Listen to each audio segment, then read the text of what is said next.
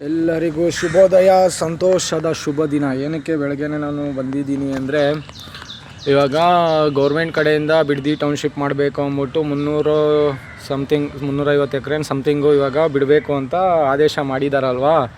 ನಾನು ಅದಕ್ಕೆ ಹೇಳ್ತಾ ಇದ್ದೀನಿ ನಮ್ಮ ಸರ್ಕಾರಕ್ಕೆ, especially D K Shivakumar sir ಅವ್ರಿಗೆ, ಜನಗಳಿಂದ ನಿಮ್ಮಿಂದ ಜನಗಳಲ್ಲ. ಇವಾಗ ನೀವು ಏನೇ ಒಂದು ಟೌನ್ಶಿಪ್ ಮಾಡಬೇಕಂದ್ರೂ, ಏನೇ ಒಂದು ಡೆವಲಪ್ಮೆಂಟ್ ಮಾಡಬೇಕಾದ್ರೆ ಜನಗಳ ಪರ್ಮಿಷನ್ ತೊಗೊಂಡು ತಾನೇ ಮಾಡಬೇಕು. ಈ ಜಾಗಕ್ಕೆ ನೀವು ಹಿಂಗೆ ಮಾಡ್ತಾಯಿದ್ದೀರಿ, ಇದು ಜನಗಳಿಗೆ ಒಳ್ಳೆಯದಾ ಕೆಟ್ಟದಾ ಅಂತ ಜನಗಳನ್ನ ಪರ್ಮಿಷನ್ ಓಟ್ ಕೇಳೋಕೆ ಮಾತ್ರ ಜನ ಪರ್ಮಿಷನ್ ಬೇಕು. ಗೆದ್ದ ಮೇಲೆ ಯಾಕೆ ಜನಗಳ ವಿರುದ್ಧವಾಗಿ ಅದು ಹೆಂಗೆ ಬಲವಂತವಾಗಿ ನೀವು ಖಾಲಿ ಮಾಡಿಸ್ಬಿಡ್ತೀರಾ? ನಾನು ಕೇಳ್ತಾ ಇರೋದು.